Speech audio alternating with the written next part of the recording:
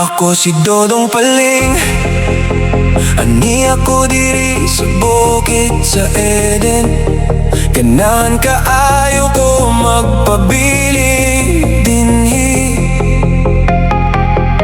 Presko ang hangin, malinawan ng palibot. Walay saba, walay samok, layo sa mga Turko ug maningilay.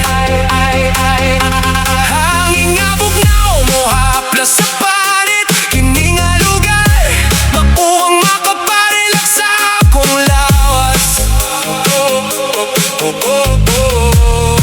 Daghan usab akong mga hayop, kanunay na ko kini ginabahugan. Mga manok nga himsog ug nagdagan, mga baboy nga kusog ug dakong lawas.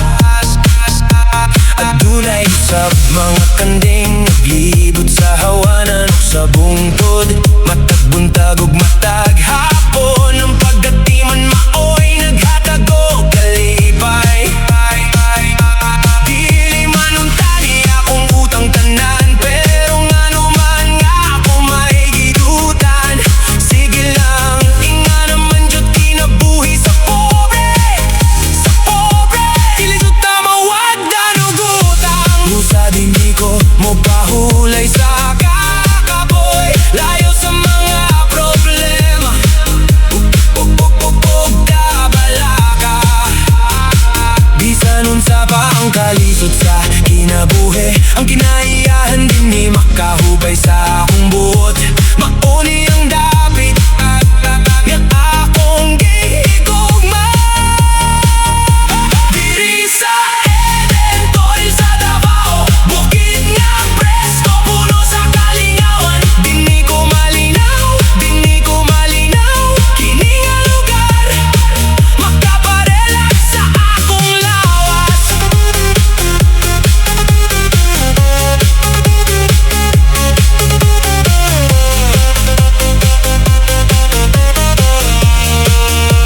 Layo sa mga Turko ug maningilay, walay dinalian, walay samok. Malipayon ang akong tibuok kinabuhi.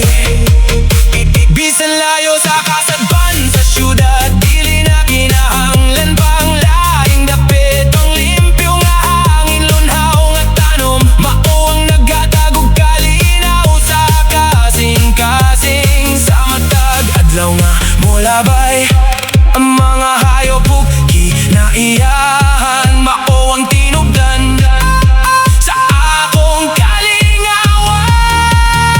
Ug naghatag og kusog aron makasugakot, mauni ang dapit nga akong gihigugma. Diri sa Eden, Toril sa Davao, bukid nga presko, puno sa kalingawan. Dinhi ko malingaw, dinhi ko malinaw, kini nga lugar makaparelak sa akong lawas. Layo sa mga Turko ug maningilay, walay dinalian, walay samok. Malipayon ang akong tibuok kinabuhi.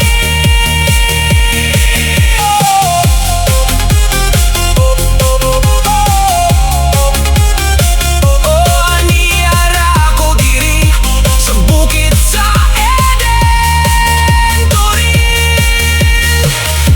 Layo sa mga Turko ug maningilay, kini nga lugar makaparelak sa akong lawas.